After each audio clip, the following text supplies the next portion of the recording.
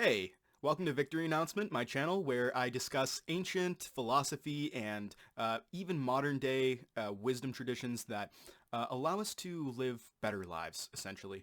So in this video, I just want to start with a reading through of I'm not even scripted and I'm already making mistakes here. Well, look, boys, what I want to do here is provide a read along, okay, of Marcus Aurelius, one of the greatest emperors that Rome ever knew. Why was he so great? Is it because he had all the power in the world? Is it because he controlled everything from England to Egypt? Is it because he sat on a golden throne encrusted with diamonds and could kill anybody he wanted or, do all those other things? No, it's not. It's because he was virtuous in spite of this position. And what does it mean to be virtuous? Well, for the Greeks, there were many different ideas, but the one that I think influenced our culture the most, maybe not today, now it's skepticism, but for the last 2,000 years, it's been Stoicism. Stoicism means aligning yourself with the laws of nature and to live a good moral life that even the gods could not judge you for. And so Marcus Aurelius really exemplified this by being temperate, moderate, and decent, charitable, honest, these things. So this is his book. It was his private diary. It's called Meditations because he was meditating, and he never intended for it to be published. But then one of his colleagues, not colleagues, because emperors don't have colleagues, but one of the people in his court, after he died, said, "Yeah, we can't make this private. We gotta get this out there." So he'd probably be pretty embarrassed if he knew that we were reading it. But it's a really good book, probably one of the best books to ever be written. And surprisingly, there aren't that many readings of it on YouTube. There's a couple of free audiobooks, so if you want an audiobook, check that out. But I think what's neat about what we're doing here on this channel is we're going to do a read-along in real time. And so I'm going to read it, you're going to be able to see the text on the screen, and I'm also reading it for the first time, which means there's going to be some mistakes in my reading, but it also means that we're going to be discovering this book together. So if you want to hear book one and the rest of the books, consider subscribing to the channel. And if you're one of my friends, I'll continue to spam you with these in the chat anyway. So, all right, let's get started.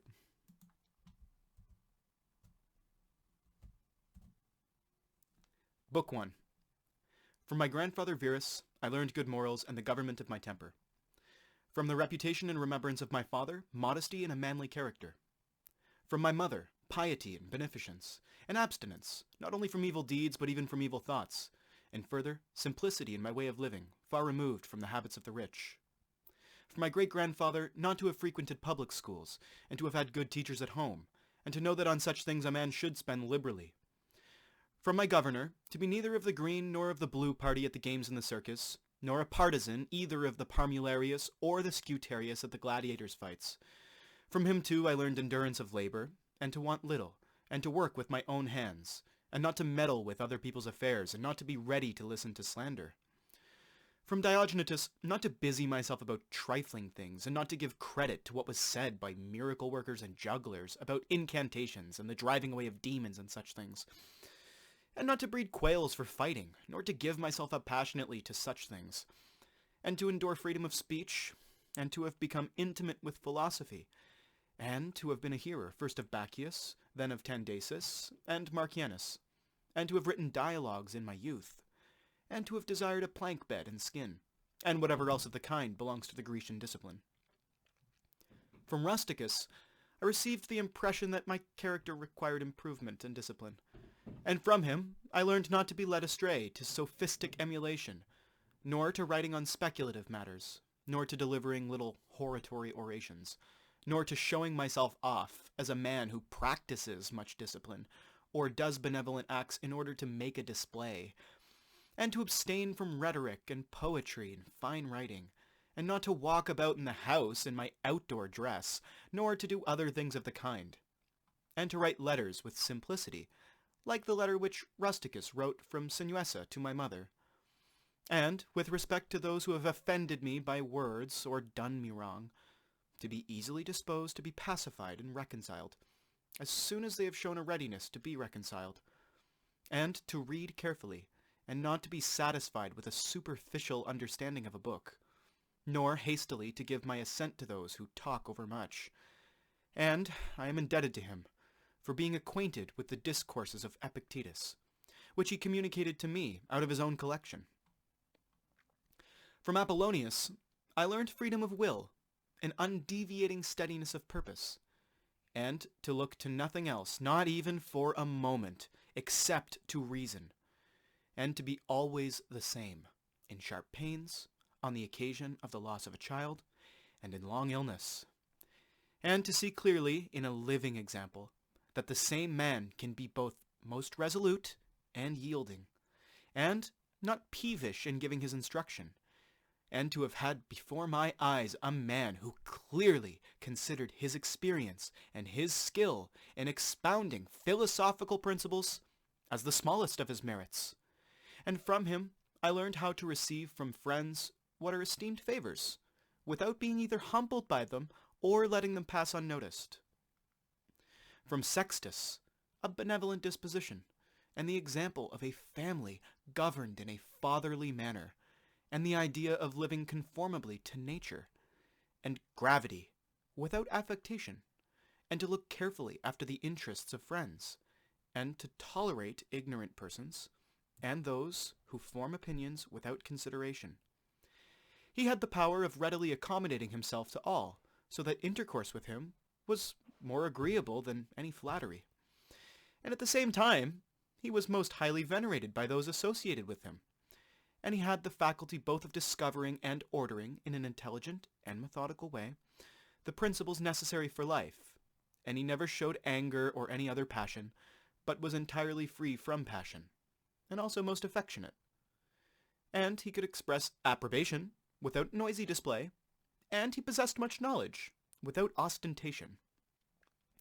From Alexander the Grammarian, to refrain from fault-finding, and not in a reproachful way to chide those who uttered any barbarous or solecistic or strange-sounding expression, but dexterously to introduce the very expression which ought to have been used, in the way of answer or giving confirmation, or joining in an inquiry about the thing itself, not about the word, or by some other fit suggestion. From Fronto, I learned to observe what envy and duplicity and hypocrisy are in a tyrant, and that generally those among us who are called patricians are rather deficient in paternal affection. From Alexander the Platonic, not frequently, nor without necessity, to say to anyone or to write in a letter that I have no leisure, nor continually to excuse the neglect of duties required by our relation to those with whom we live, by alleging urgent occupations. From Catullus, not to be indifferent when a friend finds fault, even if he should find fault without reason, but to try to restore him to his usual disposition, and to be ready to speak well of teachers, as it is reported of Domitius and Athenodotus, and to love my children truly. From my brother, Severus, to love my kin, and to love truth, and to love justice. And through him I learned to know Thrasea, Helvidius, Cato, Dion, Brutus. And from him I received the idea of a polity, in which there is the same law for all. A polity administered with regard to equal rights and equal freedom of speech, and the idea of a kingly government which respects most of all the freedom of the governed. I learned from him also consistency and undeviating steadiness in my regard for philosophy, and a disposition to do good, and to give to others readily, and to cherish good hopes, and to believe that I am loved by my friends. And in him I observed no concealment of his opinions with respect to those whom he condemned, and that his friends had no need to conjecture what he wished or did not wish, but it was quite plain. From Maximus I learned self-government, and not to be led aside by anything, and cheerfulness in all circumstances, as well as in illness, and a just admixture in the moral character of sweetness and dignity, and to do what was set before me without complaining.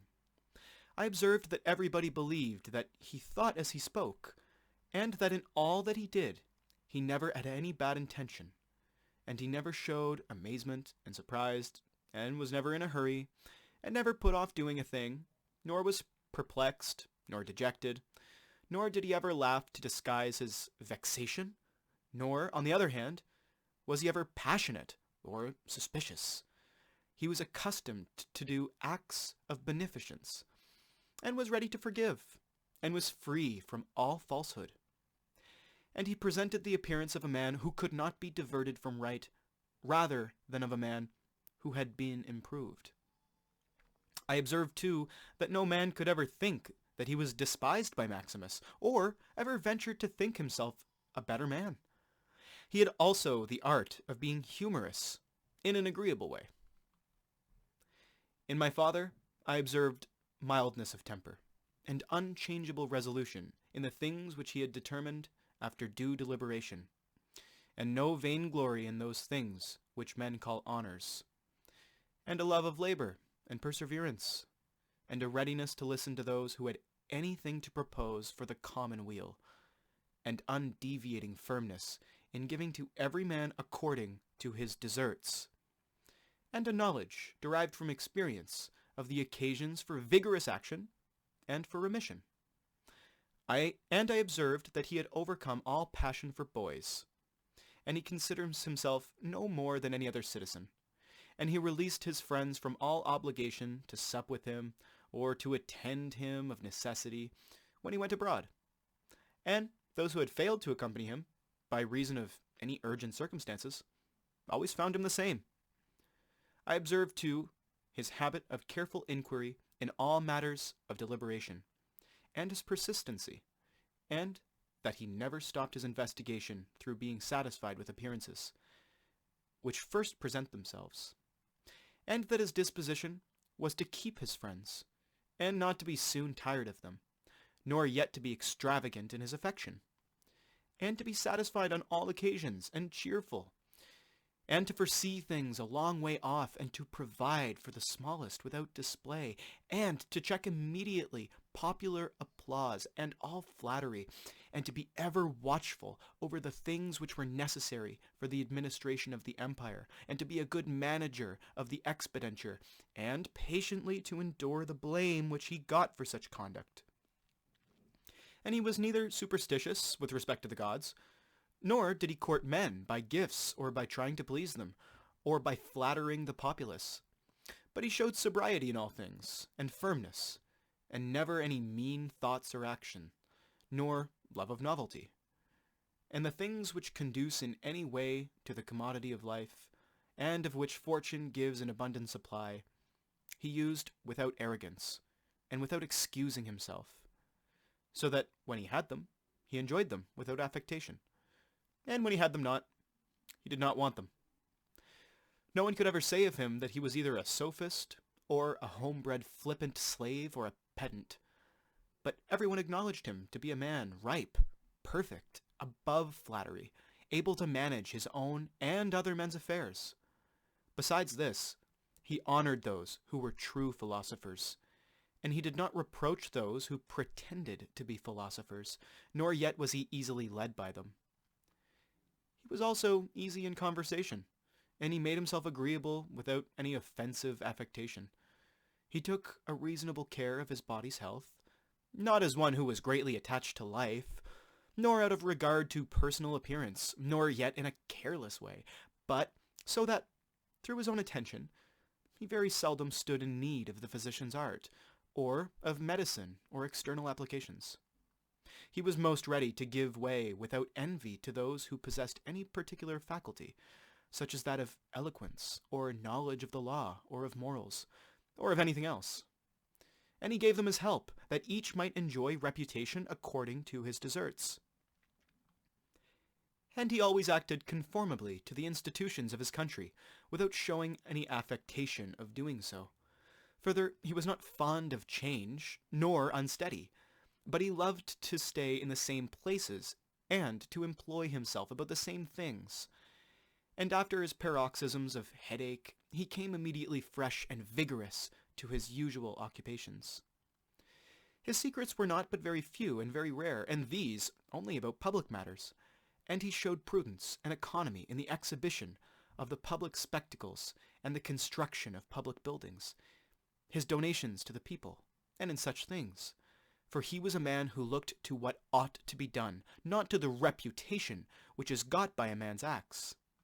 He did not take the bath at unseasonable hours, He was not fond of building houses, nor curious about what he ate, nor about the texture and color of his clothes, nor about the beauty of his slaves. His dress came from Lorium, his villa on the coast, and from Lanuvium generally. We know how he behaved to the toll collector at Tusculum, who asked his pardon. And such was all his behavior. There was in him nothing harsh, nor implacable, nor violent, nor, as one might say, anything carried to the sweating point. But he examined all things severally, as if he had abundance of time, and without confusion, in an orderly way, vigorously and consistently.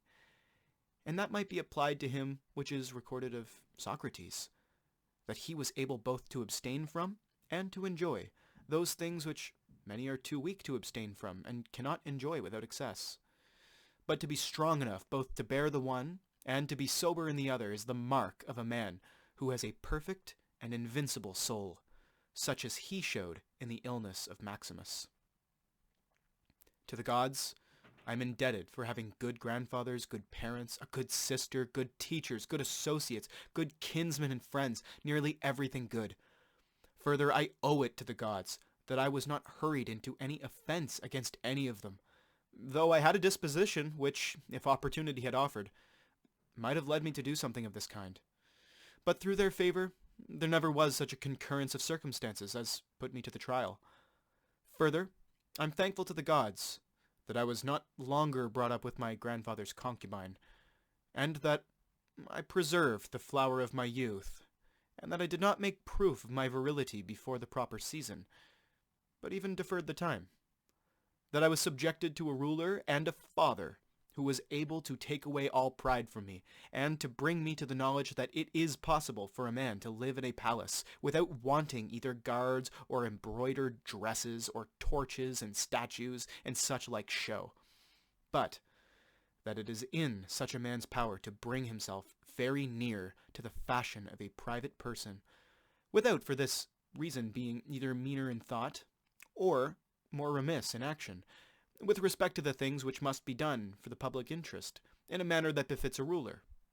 I thank the gods for giving me such a brother, who was able by his moral character to rouse me to vigilance over myself, and who, at the same time, pleased me by his respect and affection.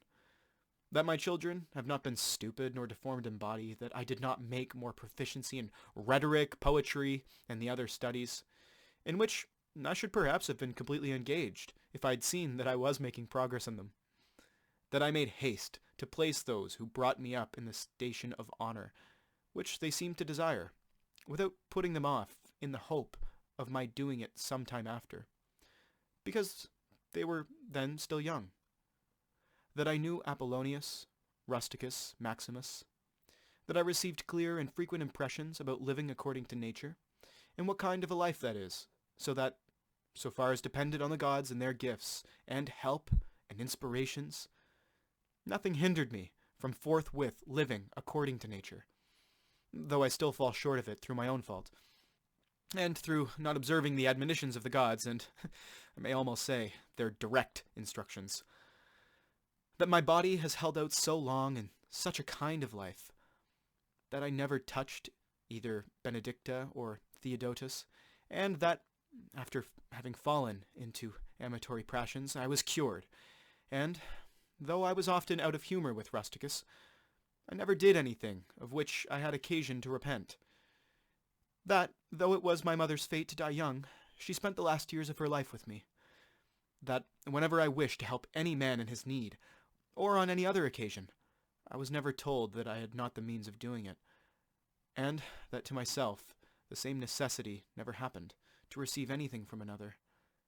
That I have a wife so obedient and so affectionate and so simple, that I had abundance of good masters for my children, and that remedies have been shown to me by dreams, both others, and against blood-spitting and giddiness.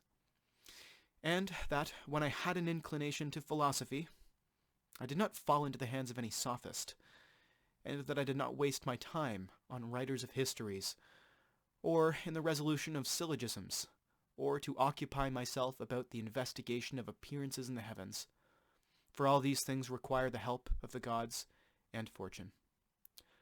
among the quadi at the Granua. All right, that was book 1 of Marcus Aurelius's Meditations. If you enjoyed this and you want to see book 2, please consider subscribing to my YouTube channel up here at Victory Announcement. All right, that's all. Thank you for watching, and see you in the next one.